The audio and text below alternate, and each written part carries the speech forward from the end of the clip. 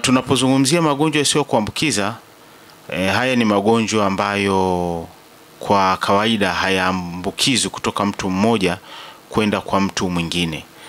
Kawaida tunajua kwamba kuna magonjwa ambayo ya kuambukiza, kwamba mtu mmoja kama atakuwa na ugonjwa kuna hatari ya kuambukiza wengine. Kwa mfano kuna magonjwa, kwa mfano labda kipindupindu, tunajua mtu akishapata kipindupindu kuna uwezekano wa kuambukiza wengine. Lakini na magonjwa mengine, kwa mfano malaria, tunajua inaambukizwaje, au kifua kikuu. Lakini tunapozungumzia magonjwa ni kwamba wewe ukiwa na huo ugonjwa basi huwezi kumwambukiza mtu mwingine, utabaki kwako tu bila kumwambukiza mtu mwingine. Na magonjwa ya tu labda kuyataja machache, kwa mfano tuna magonjwa ya shinikizo la juu la damu ambao kitaalamu tunasema high blood pressure, au watu wengi wanajua kwamba wanajua kama pressure au BP. Lakini tuna ugonjwa kama kisukari, tuna magonjwa kama ya mfumo wa njia ya hewa, kwa mfano pumu, na magonjwa sugu ya upumuaji wa njia ya hewa. Lakini tuna magonjwa yote ya saratani aina zote, na magonjwa ya kinywa na meno. Lakini kuna magonjwa ya macho. Lakini pia kuna magonjwa mengine ya kurithi, kwa mfano selimundu au kitaalamu tunasema sickle cell. Hii pia ni mojawapo ya magonjwa ya kuambukiza. Ni ugonjwa wa kurithi kutoka kwa wazazi, lakini ukiwa nao wewe sio kwamba utamrithisha. Unaweza kurithisha kizazi chako, lakini sio kwamba ni ya kuambukiza, labda kama tunavyoelewa kwamba kwa njia ya hewa au kwa njia nyingine. Lakini pia kwa hii miaka ya karibuni ajali pia zimeingizwa kwenye magonjwa yasiyo kuambukiza, kwa sababu imeonekana ajali zimekuwa nyingi na zimepelekea watu wengi kuathirika, kupata ulemavu wa kudumu. Wamekuwa na ulemavu wa kudumu.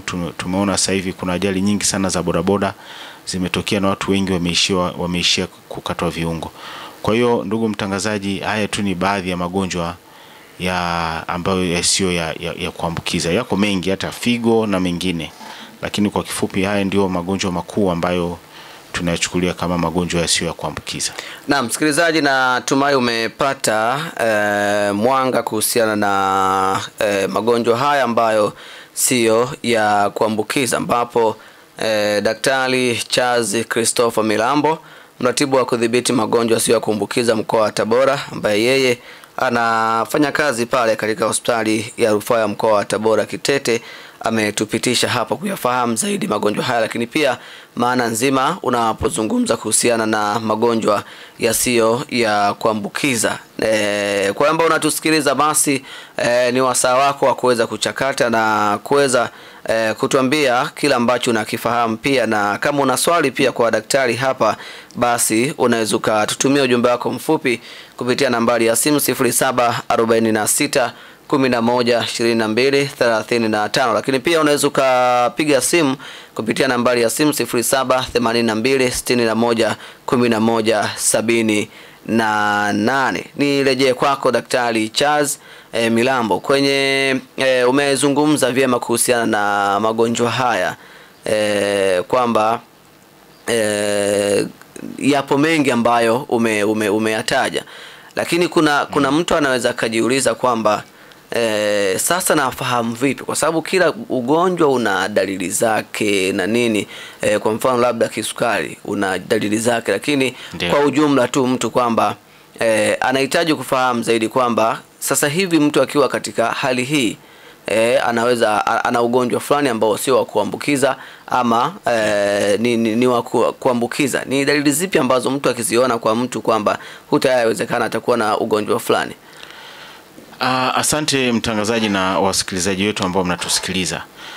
Kwa kifupi, haya magonjwa yasiyo kuambukiza, kwanza niseme kitu kimoja, ni magonjwa ambayo hayana dalili maalum, na mara nyingi haya ni magonjwa sugu ambayo mtu anayapata taratibu. Ni magonjwa ambayo hayaji kwa mara moja. Mara nyingi hadi mtu anapoona zile dalili, basi inakuwa yani wa ugonjwa unakuwa umeshafikia kwenye hatua ya mbele sana. Aidha imeshaonyesha athari, yani mgonjwa anaweza akaja hospitali anaonyesha zile dalili ambazo tayari ni madhara ya yale magonjwa. Kwa hiyo hizi dalili ziko ni kwa ujumla sana. Labda tu niseme kitu kimoja.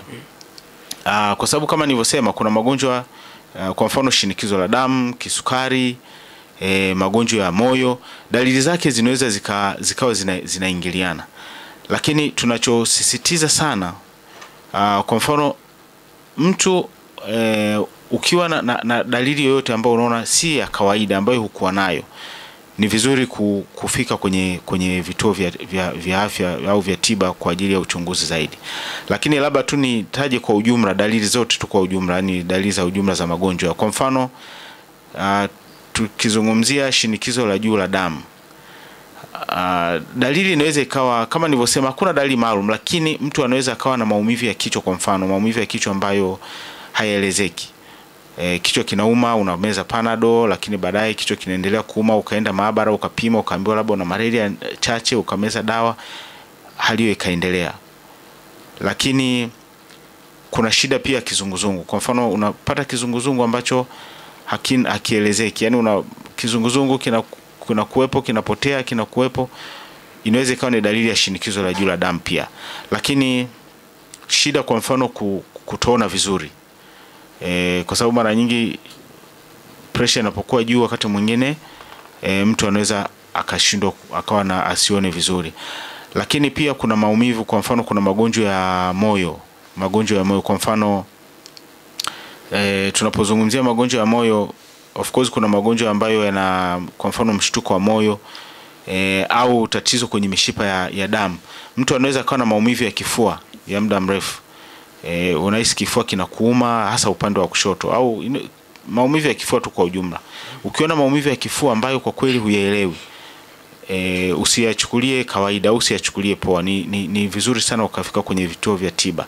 Lakini kuna changamoto, kwa mfano ugonjwa wa kisukari, ganzi, unahisi unapata ganzi kwenye miguu, sana kwenye miguu au mwili tu unahisi unapata ganzi ambayo haielezeki na imeendelea muda mrefu, ni vizuri ukafika kwenye vituo vya tiba ukapata huduma. Hiyo inaweza kawa ni shida ya sukari au shida nyingine. Lakini kuna dalili, kwa mfano vidonda visivyopona vya muda mrefu, unakuwa na kidonda ambacho hakiponi muda mrefu, hiyo sio dalili nzuri pia. Kwa hiyo kwa kifupi, ndugu mtangazaji, dalili ni nyingi na ziko kwa ujumla sana. Kwa mfano pia tukija kwa upande wa saratani, kwa mfano kuna saratani labda ya shingo ya kizazi kwa wanawake.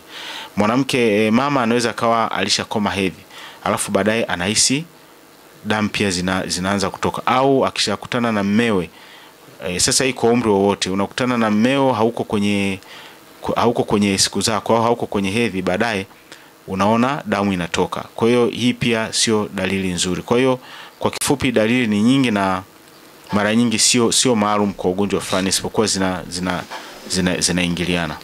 Na kabla tujaja kuizungumzia hii wiki ya kuzuia na kudhibiti magonjwa yasiyo ya kuambukiza ambayo imeanza kuadhimishwa tangia tarehe 10 na mwisho wake ni tarehe 15, mtu anaweza akajiuliza, kwa sasa kumekuwa na kila labda kiongozi wa serikali, nyinyi madaktari mnapoenda kwenye mihadhara mbalimbali, msisitizo mkubwa imekuwa ni kwenye haya magonjwa yasiyo ya kuambukiza.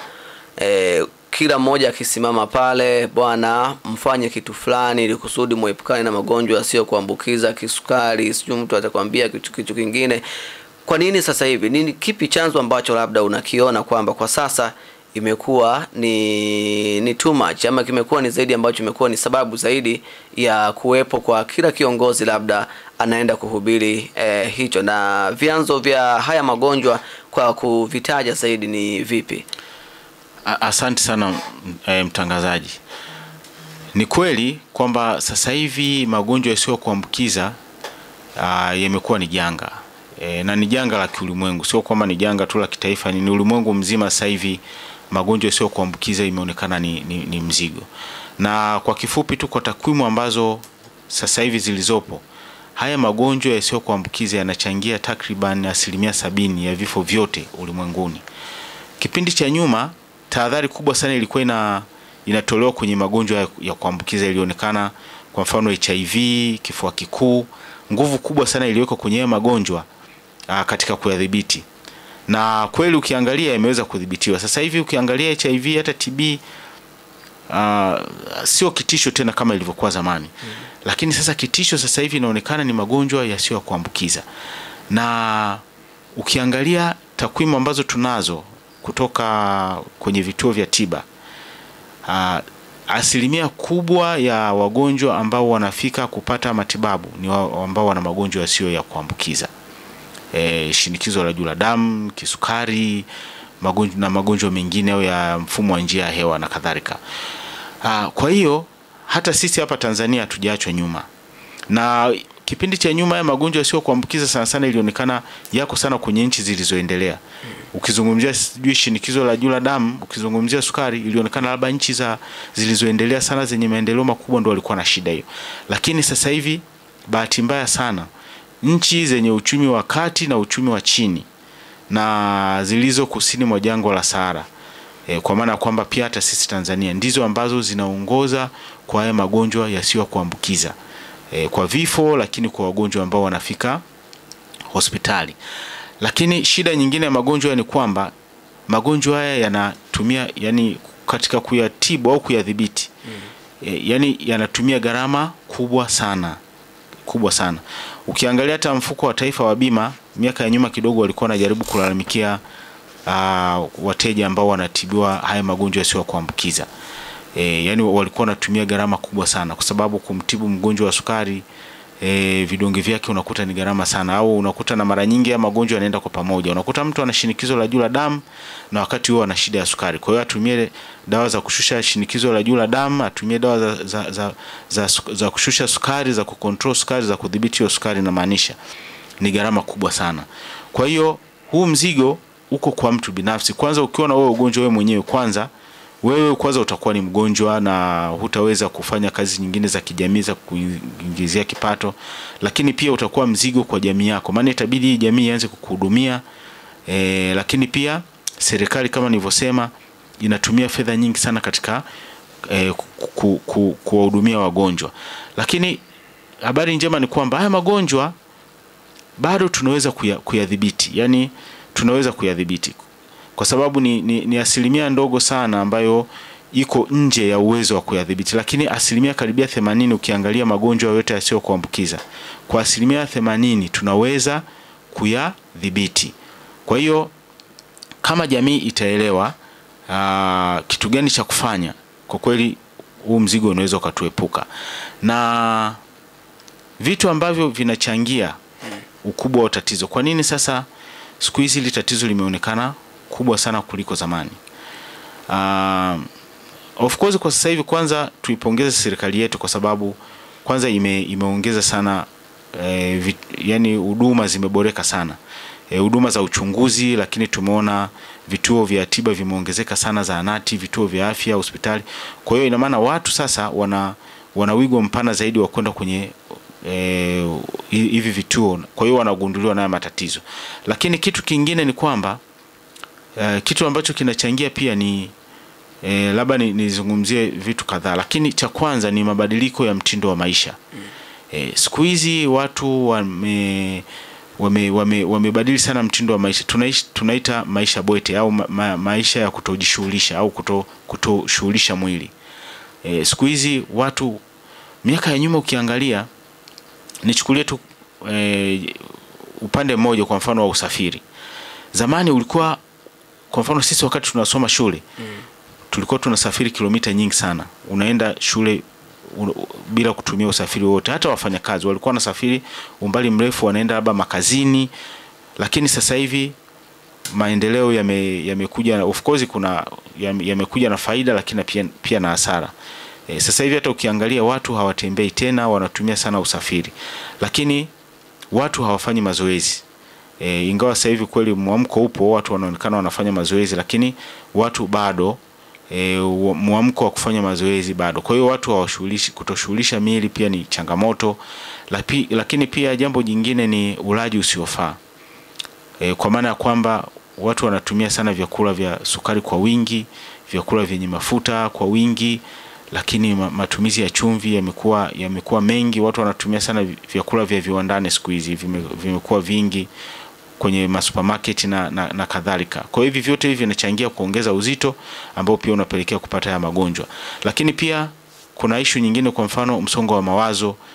Siku hizi hali ya maisha imebadilika. Maisha yamekuwa magumu na watu wamekuwa na matarajio makubwa. Watu wanataka kwenda na standard ya maisha. Labda kila mtu anataka asomeshe watoto kwenye shule ambazo hizi za kupanda magari labda, au shule zenye standard nzuri, lakini bado kipato kiko chini. Kwa hiyo issue ya uchumi pia, mtu anaanza kufikiria mambo ya uchumi itakuwaje, lakini changamoto ya kwenye mahusiano. Kwa hiyo yote hii inachangia kwenye changamoto ya afya ya akili ambayo inapelekea sasa kupata ya magonjwa yasiyo kuambukiza, shinikizo la damu na mengine pia. Kwa hiyo kwa kifupi ni hivyo. Lakini pia nisisahau pia kuzungumzia matumizi ya tumbaku. Matumizi ya tumbaku pia yanachangia sana kwenye magonjwa yasiyo kuambukiza, hasa saratani, lakini pia na magonjwa mengine kama shinikizo la damu. Lakini pia matumizi ya pombe kupita kiasi. Tumeona matumizi ya pombe kupita kiasi inaweza kusababisha ajali, lakini pia mtu binafsi mwenyewe inaweza kumwathiri kwa afya yake. Kwa hiyo kwa kifupi, ndugu mtangazaji na wasikilizaji wetu, haya ni mambo ambayo yamechangia sana katika kuongezeka kwa magonjwa yasiyo kuambukiza kwa sasa hivi. Wakati asubuhi kuna msikilizaji mmoja alitoa mchango wake kwenye ujumbe, akatuandikia kwamba kwa nini unakuta magonjwa kama haya, unakuta watu wengi wanaoyapata unakuta ni wale ambao wanakaa maeneo ya mjini. Kijijini ni nadra sana kumkuta mtu labda ana kisukari, ana pressure, yani huwa ni mara chache sana. Kwa nini inakuwa ni inawaafect sana watu ambao wanakaa mijini? Asante ndugu mtangazaji. Naweza nikakubaliana kwa asilimia fulani, lakini naweza nisikubaliane pia au niseme nusu kwa nusu. Naweza nikakubaliana lakini nisikubaliane. Haya magonjwa ya kuambukiza kama msikilizaji wetu alivyosema, ni kweli kipindi cha nyuma haya magonjwa yalionekana sana yako katika miji iliyoendelea, na ndio maana nikasema na ilionekana sana katika nchi za wenzetu ambazo zilikuwa zimeendelea. Lakini hii ilionekana kwamba kule mjini, kwa sababu ya mtindo wa maisha, viwanda viko mjini, lakini yani kwa mfano vyakula vingi kwa mfano vya kusindika ilionekana vinapatikana mjini, lakini pia mjini ndiko ambako mambo mengi ya maendeleo yanafanyika. Labda ndio kuna supermarket, kwa hiyo watu wana wigo mpana wa kupata hivyo vyakula kutoka kwenye supermarket, lakini kutumia vyakula vingine ambavyo ni vya mafuta na kusindika. Lakini kwa sasa hivi kama nilivyosema, maendeleo sasa yameenda mpaka vijijini, yameshavuka, hayako tu tena mijini, yameenda mpaka vijijini. Kwa mfano sasa hivi ukienda vijijini unaweza kukuta tayari kwa mfano maendeleo ya umeme, kuwepo kwa umeme, kwa sababu kinachochangia pia maendeleo ni umeme. Sasa hivi unaweza ukaenda kijijini kabisa ukakuta kuna juice ile ya kutengeneza. Tofauti na zamani juice ulikuwa unaikuta tu labda mjini. Sasa hivi paka vijijini, na unaweza ukashindwa kutofautisha hapa ni mjini au vijijini, kwa maana kwamba huduma zote za msingi ambazo zinapatikana mjini, kuna center ambazo ukifika ni kijijini, lakini unakuta zote huduma zote zipo. Kwa hiyo na wakati mwingine mjini inaweza kaonekana kwamba wengi wako mjini kwa sababu ya upatikanaji wa zile huduma, kwamba huduma zinapatikana kwa ukaribu zaidi. Mtu anaweza kaenda hospitali ni rahisi kwenda, lakini labda ana kipato, anaweza kama atapata dalili yoyote, labda atahisi dalili yoyote, ni rahisi kwenda kutafuta hii huduma akaipata. Lakini kwa sasa hivi kwa takwimu tulizonazo, hata vijijini haya magonjwa sio kuambukiza yapo.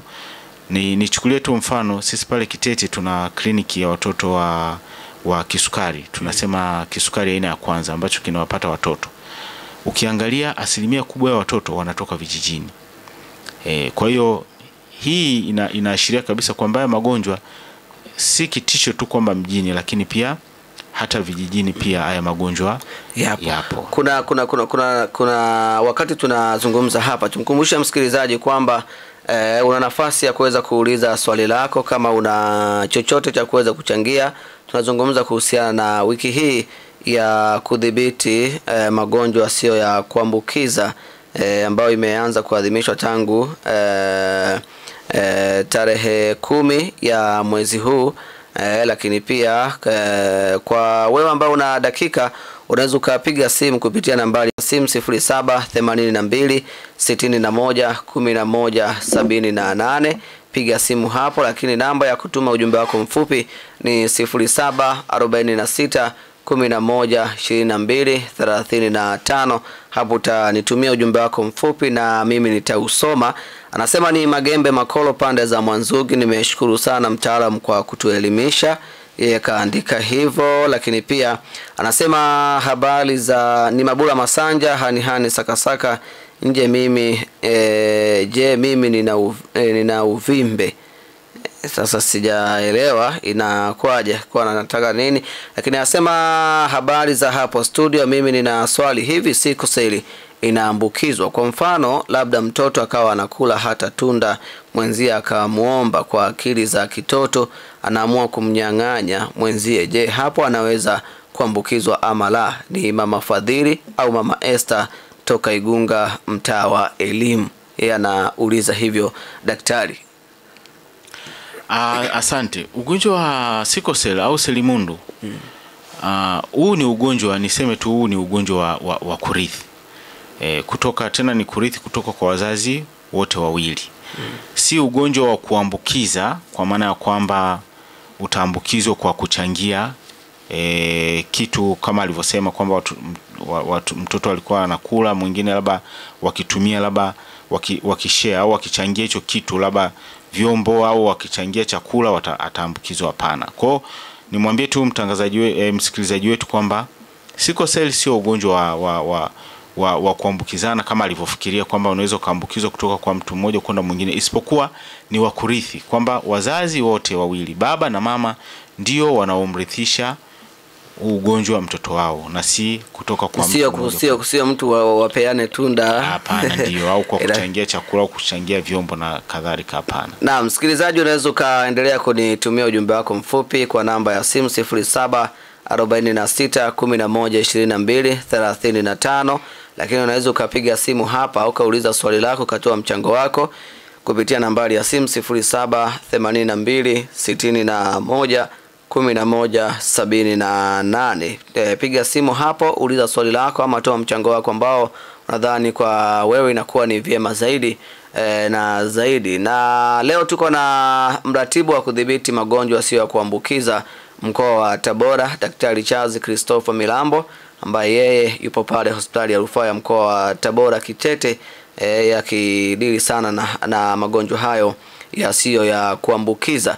Na kwa sasa Daktari Charles, tuzungumze kwa weni mratibu ambaye unashughulikia mkoa mzima kuhusiana na magonjwa haya ambayo sio ya kuambukiza. Ni magonjwa haya yapo kwa ukubwa gani kwa mkoa wetu wa Tabora?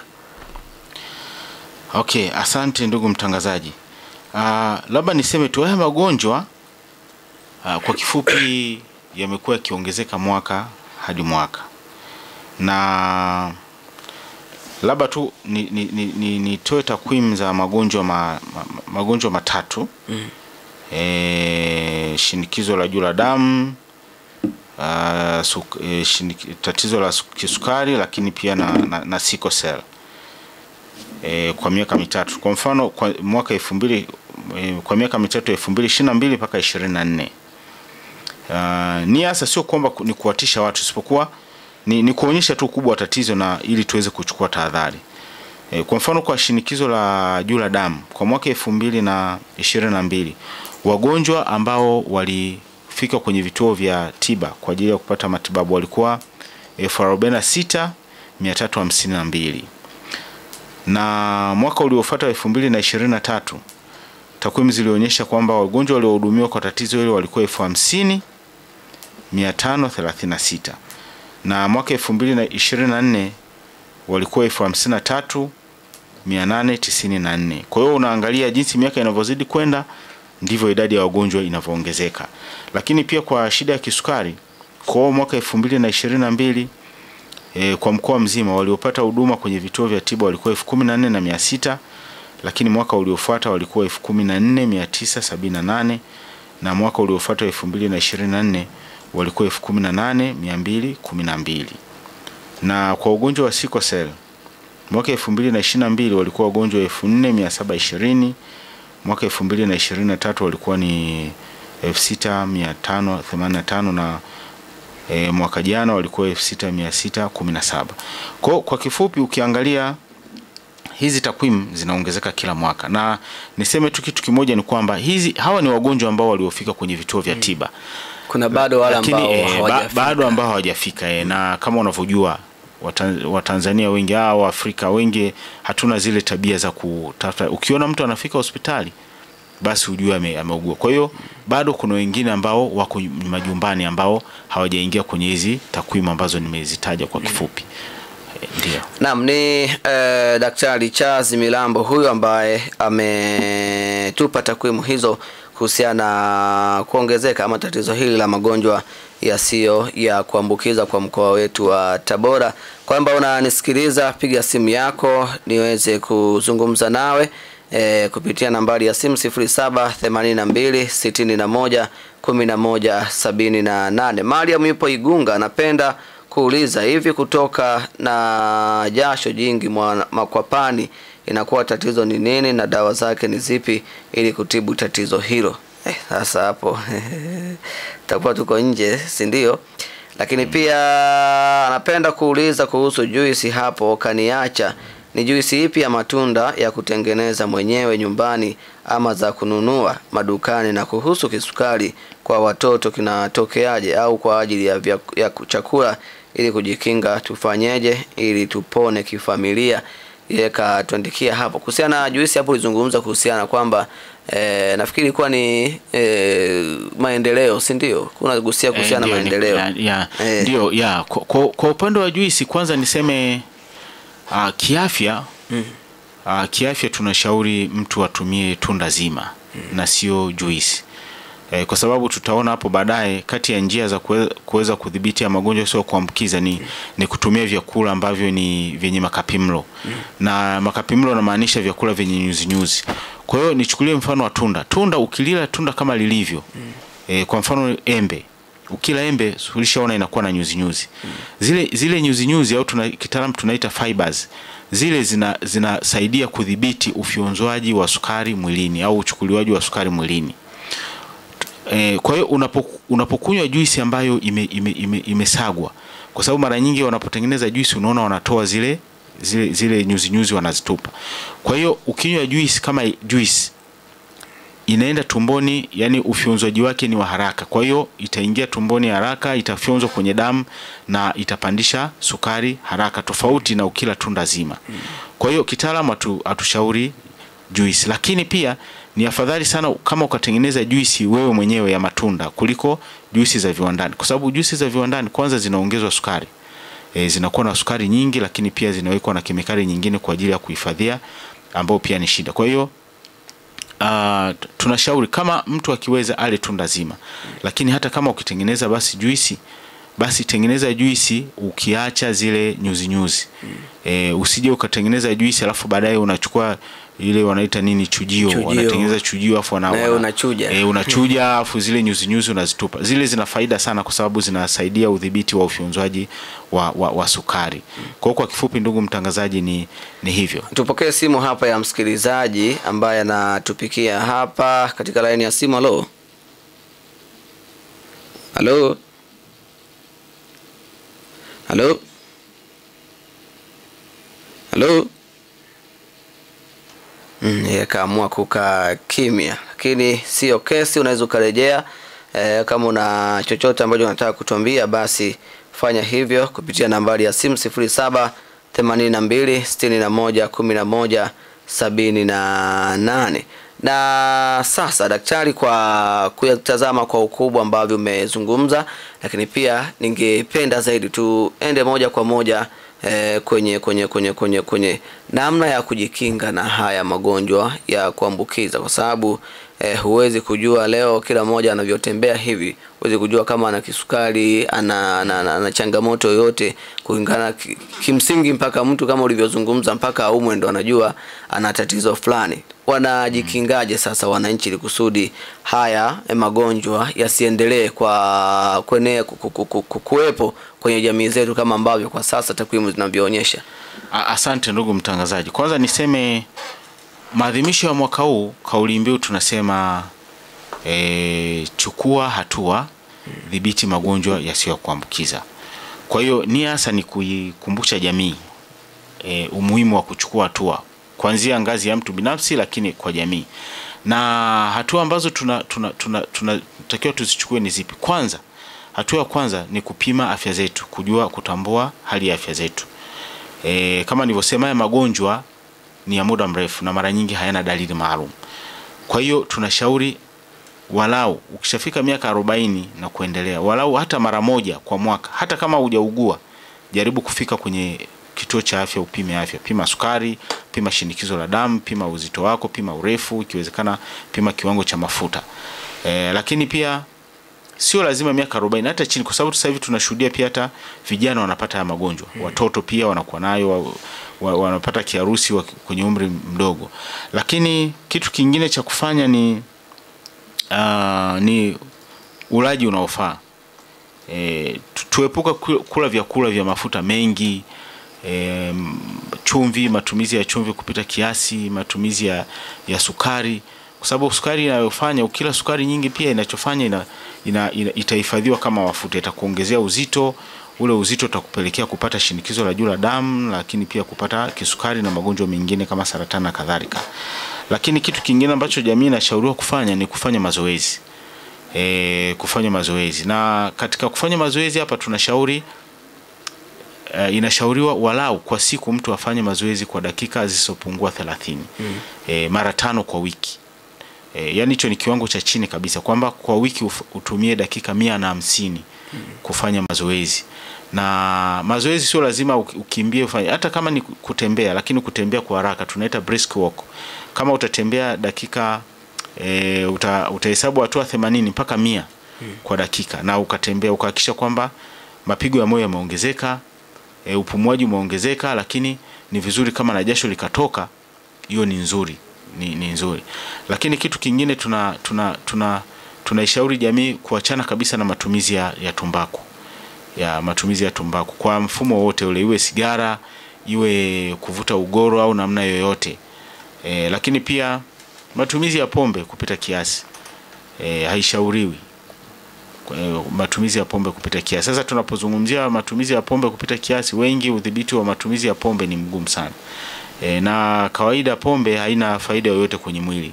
Hata kama usipotumia hautaathirika, lakini kwa wale ambao wanaotumia kuna viwango ambavyo vinashauriwa, ambao sasa lakini mara nyingi watu kuvifuata inakuwa ni ngumu. Lakini kwa kifupi tu, sisi kama wataalamu tunasema kudhibiti matumizi ya pombe kupita kiasi. Kwa hiyo kwa kifupi ni hivyo ndugu mtangazaji. Na kwenye wiki hii tuizungumzia wiki hii ambayo imeanza tangu tarehe 10 kwa mkoa wa Tabora. Ni shughuli gani ambazo labda mmepanga ama sasa hivi mnazifanya katika wiki hii ya kuzuia na kupambana na magonjwa yasiyo ya kuambukiza? Shughuli ambazo zinafanyika, kwanza kwenye vituo vyote vya tiba, wale ambao wanafika, iwe ndugu au wagonjwa, wanafanywa uchunguzi, wanapewa elimu, lakini kupima uzito, urefu, pressure na vitu vingine.